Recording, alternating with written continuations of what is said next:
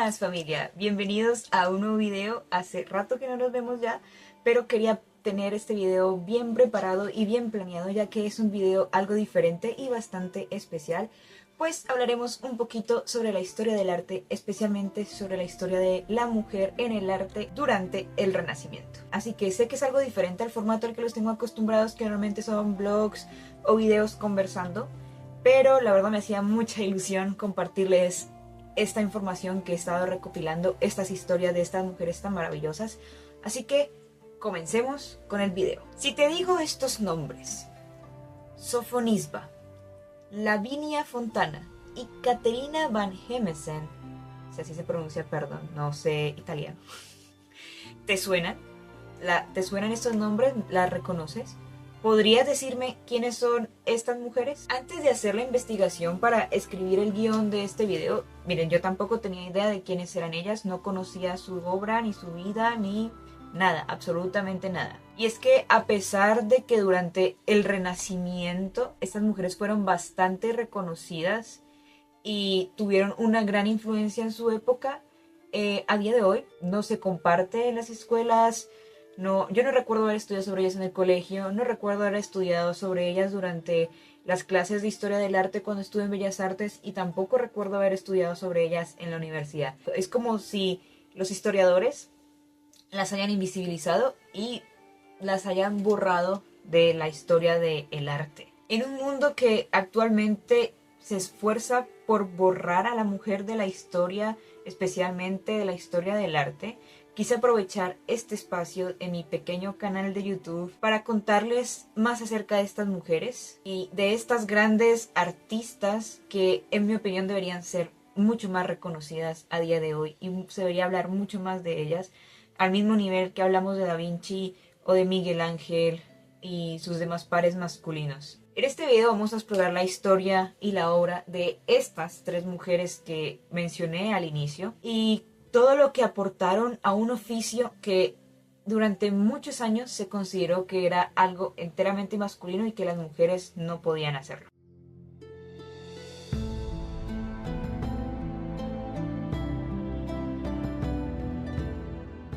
Antes de comenzar a narrar la historia de estas mujeres, tenemos que tener en cuenta de que habían ciertas restricciones en lo que podían o no podían pintar. Entonces vamos a ver que por regla general las mujeres durante el Renacimiento se dedicaban a pintar retratos, paisajes, obras religiosas y bodegones, porque tenían prohibido pintar cuerpos desnudos, estudiar la figura humana y la anatomía, a excepción de una de ellas que llegó a pintar desnudos tanto femeninos como masculinos.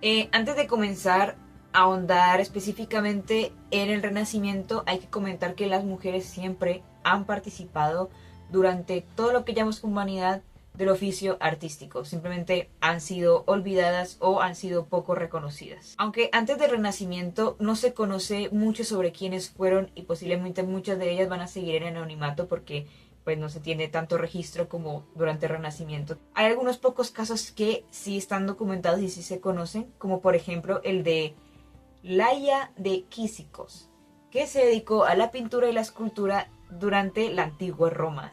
Plinio el Viejo, en su Historia Naturalis, escribió que empleaba tanto el pincel del pintor como el cincel sobre el marfil. También tenemos registros que durante la Edad Media se sabe que muchas mujeres se dedicaron a la pintura, especialmente la pintura religiosa, y solo podían dedicarse al arte si pertenecían a algún monasterio, algún convento. Con un poco más de este contexto histórico y destacando que la mujer siempre ha sido parte de la historia humana, siempre ha sido parte de los avances, siempre ha sido parte de la historia del arte, aunque se esfuercen constantemente en borrarla y constantemente invisibilizarla, era muy común que las obras de estas mujeres se fueran atribuidas a pintores masculinos, ya fueran sus padres, ya fueran sus hermanos, sus parejas, sus maestros. O sea, se tendía mucho a darle el crédito de todo lo que hacía una mujer a algún hombre que estuviese cerca de ella. Ahora sí vamos a pasar a hablar de cada una de estas tres mujeres que quiero presentarles el día de hoy, y vamos a comenzar por la más longeva de todas y mi favorita, Sofonisba Anguissola. Bueno, para hablar de Sofonisba Anguissola nos remontamos a Cremonta, actualmente Italia, hacia 1532 cuando nació. Ella era la mayor de 7 hermanos, 6 eran mujeres y un hermano varón. Cuando tenía alrededor de 4 o 5 años su madre falleció, la perdió bastante joven, y su padre era Amilcare Anguissola, que era miembro de la baja nobleza genovesa. Su madre también era de familia bastante influyente, así que ella tenía el privilegio de haber nacido en una familia noble, y esto pues obviamente le daba ciertas ventajas que las mujeres de su época no tenían. A la edad de 14 años su padre la envió junto a su hermana Elena a estudiar con Bernardino Campi, un pintor que también había nacido en Cremonta y era un respetado autor de retratos y escenas religiosas. Cuando Campi se mudó a otra ciudad, Sofonisba decidió entonces continuar sus estudios con el pintor Bernardino Gatti. El aprendizaje de Sofonisba con artistas locales sentó un precedente para que las mujeres fueran aceptadas como estudiantes de arte. No se sabe con certeza, pero probablemente continuó sus estudios junto a Gatti por 3 años, y su trabajo más importante de aquella época es su obra Bernardino Campi pintando a Sofonisba Anguissola. O sea, ella hizo una especie de autorretrato donde su maestro la está pintando a ella, que está fechado en los años 1550 y que se encuentra actualmente en la Pinacoteca Nacional de Siena. Con solo 22 años, esta mujer va con toda, no pierde el tiempo.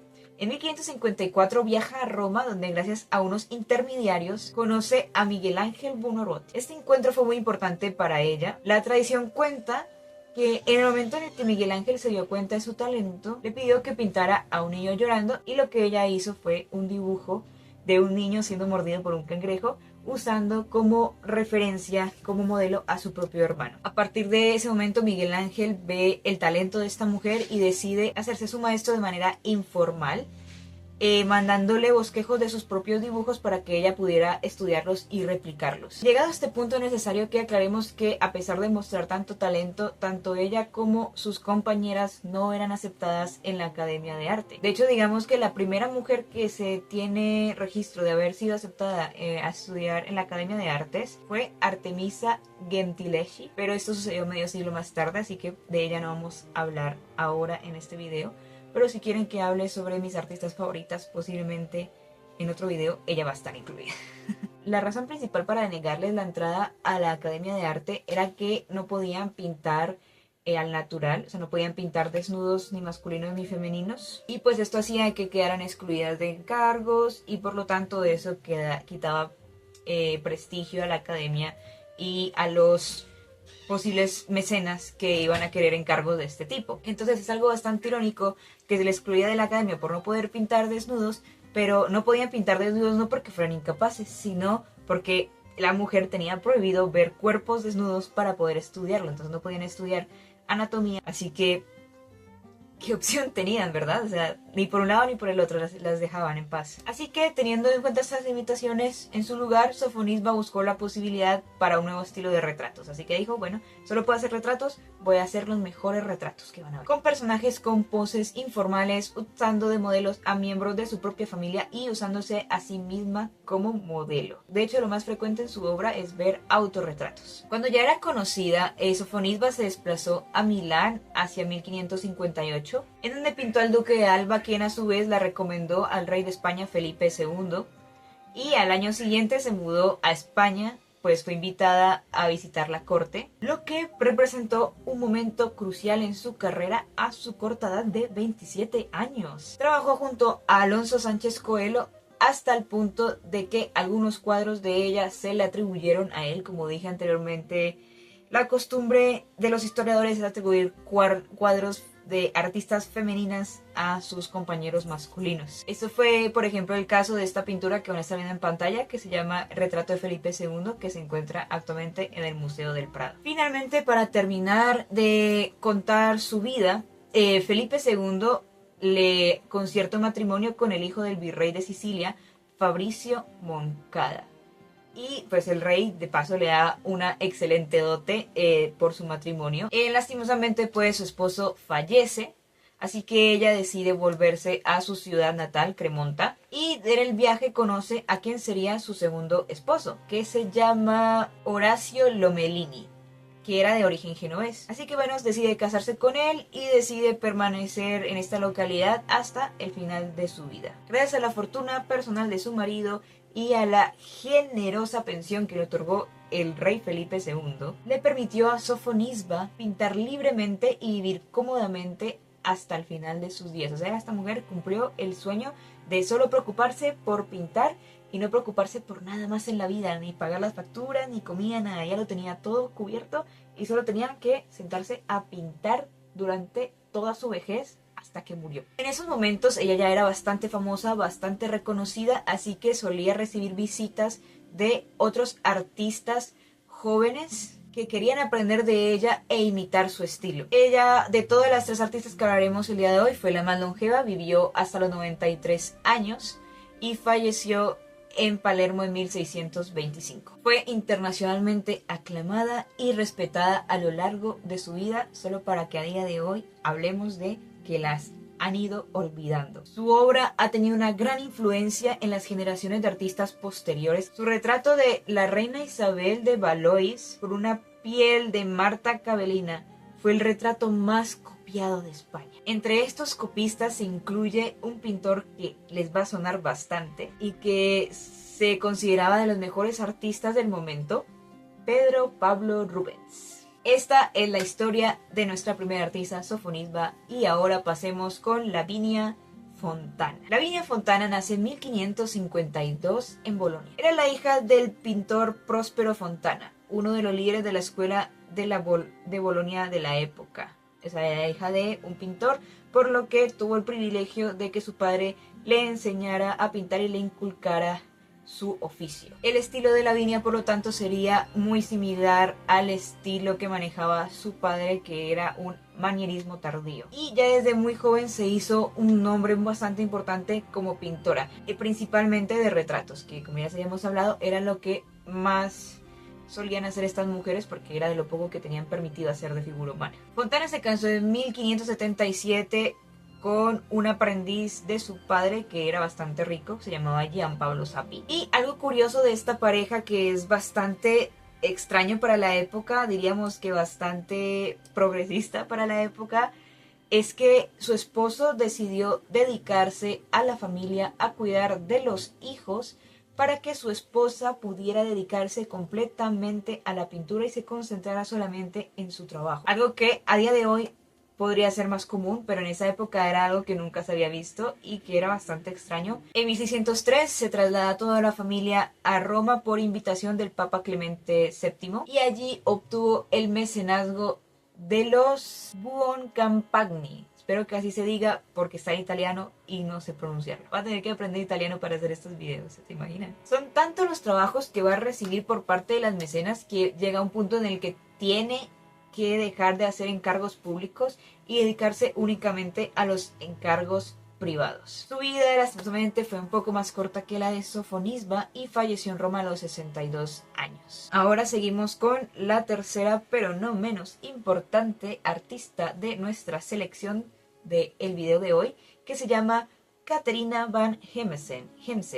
Mire, no sé cómo se pronuncian, pero espero pronunciarlo bien. Igual les estoy escribiendo los nombres de cada una para que me ayuden a corregirlo. Catharina nació en Bélgica, en Amberes, en 1528. Su padre fue un afamado pintor manierista llamado Jan Sanders van Hemsen, por lo que obviamente se formó en el taller de su padre y este le inculcó el arte y pues allí se educó como si fuera una aprendiz más. Fórmula que comparte con Lavinia, la que acabamos de ver hace unos momentos. Pues ambas pudieron convertirse a pintoras gracias a que sus padres ya lo eran y les inculcaron este oficio. Caterina trabajó para la reina María de Hungría y fue reconocida por su excelente trabajo como miniaturista. Además de la miniatura, también se dedicó al arte de los retratos, llegando a captar con sus pinceles los rostros de muchos miembros de la corte. A diferencia de las dos mujeres que vimos hace rato, Sofonisba y Lavinia,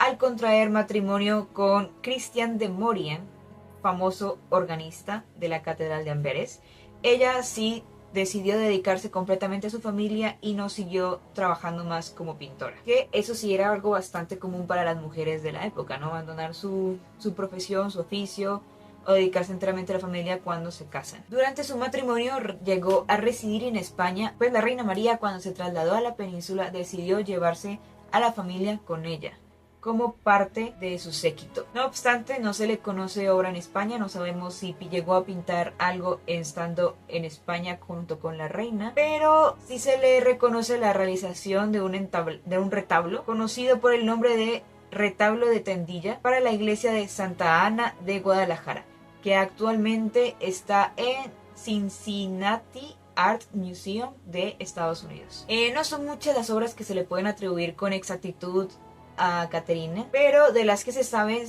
la mayoría son retratos que suelen compartir características en común. Las características de sus retratos serían el fondo oscuro o neutro, una tendencia a la meticulosidad y el detallismo que es consecuencia de su trabajo como miniaturista. También una expresión hermética en sus personajes que parecen inclinarse por la indolencia o la melancolía. Y bueno, de todos ellos el más conocido es sin duda su autorretrato del Kunstmuseum de Basilea, Suiza, en el que la artista parece dispuesta a comenzar su trabajo de pintura. Es un autorretrato en el que ella está preparándose para pintar, igual lo van a estar viendo en pantalla. También en este caso a Caterina puede considerársele una pionera, porque no era muy común el autorretrato en la época en la que ella pintaba, y menos aún que el autorretrato lo hiciera una pintora mujer, y mucho menos que fuera en la propia actitud de pintar. O sea, no era común que las mujeres se retrataran a sí mismas como si fueran a pintar. En esta obra, además, alcanza su mejor técnica, sorprendiendo por su realismo y por su excelente nivel de detalles, además de una ingenuidad expresiva que hace más atractiva su figura en esta obra. Caterina lastimosamente murió a la edad de 60 años en Amberes en 1587. Las mujeres, como pudimos ver, no tuvieron los mismos tipos de encargo que los hombres, y en su mayoría, salvo excepciones, se dedicaron a pintar obras religiosas, bodegones, retratos y autorretratos. En este sentido, obviamente, los retratos eran importantísimos, pues a ellas se les tenía por ser mucho más detallistas y quizás más perfeccionistas que sus compañeros masculinos. O sea, dijeron, bueno, si solo podemos hacer esto, pues vamos a hacerlo mejor que todos. Y bueno, gente, estas son solo algunas de las mujeres que han participado en la historia del arte. Sus obras y sus vidas nos demuestran que el oficio del artista, el talento y la dedicación no pertenecen a un género en especial, sino que es algo inherentemente humano. Claro que, como vimos en las biografías de cada una de ellas, tuvieron el privilegio de ser de cuna noble, de venir de familias con dinero, de buen apellido, de que sus padres también fueran pintores. Eso les hacía tener mejores contactos, influencia y el poder tener la posibilidad de estudiar arte desde muy jóvenes, cosa que pues obviamente las mujeres de menos dinero de la época no podían permitirse. Pero a pesar de esto, vale la pena recordarlas, porque aunque tuvieron más beneficios que la mujer común de su tiempo, igual tuvieron limitaciones, como no poder ir a la academia de arte, no poder pintar desnudos, no poder pintar anatomía masculina, femenina. Pero a pesar de esto lograron sobreponerse a estos impedimentos y ser reconocidas y admiradas en su época. Todo para que a día de hoy las estemos dejando en el olvido y estemos estudiando menos sobre ellas, y son una parte muy importante de la historia de la humanidad y de la historia del arte. Espero que este repaso histórico les haya gustado tanto como a mí, y que esto les haya sembrado la curiosidad por estudiar más acerca de las mujeres en la historia del arte, tanto del Renacimiento como más atrás o más adelante, durante las vanguardias, o actualmente quiénes son las artistas que los inspiran o que quisieran investigar más sobre ellas, porque por lo menos a mí me ayudó bastante para aprender algo nuevo y descubrir artistas que honestamente eran desconocidas para mí y ahora forman parte de inspiración y forman parte de mis nuevos referentes a la hora de hablar de historia del arte, en especial del Renacimiento. Estas son solo 3, hay muchísimas mujeres más durante el Renacimiento que hicieron historia, que también aportaron no solo al arte, sino también tenemos mujeres en la ciencia, en la historia, en la política, en la religión, en todos los ámbitos la mujer siempre ha existido, siempre ha estado ahí, aunque los historiadores traten de borrarlas, aunque la humanidad quiera olvidarlas, siempre vamos a estar ahí. Así que espero que con este video les haya sembrado la semillita de la curiosidad y quieran investigar más. Déjenme en los comentarios cuál es su artista favorita, ya sea del Renacimiento o de otra época, o su mujer favorita de la historia, ya sea, no sé, Cleopatra, Marie Curie, lo que ustedes quieran. Coméntenme si les gustó este tipo de videos para seguir haciendo más. A mí me encantó hacer la investigación para este video. Y pues les recuerdo que me pueden seguir en mis redes. Tenemos Instagram, donde tengo comisiones abiertas. También tengo mi página de Villen, por si quieren comprar comisiones desde ahí. Pueden seguirme. En Instagram estoy activa mostrando avances de los videos, mostrando avances de los dibujos, hablando con ustedes más tú a tú. También recuerden suscribirse a este canal si quieren ver más videos como estos. Denle like y participen en la sección de comentarios para que así el algoritmo me recomiende más y no se deje morir este video tan bonito. Así que muchas gracias por llegar hasta aquí y nos vemos en un próximo video. ¡Chao!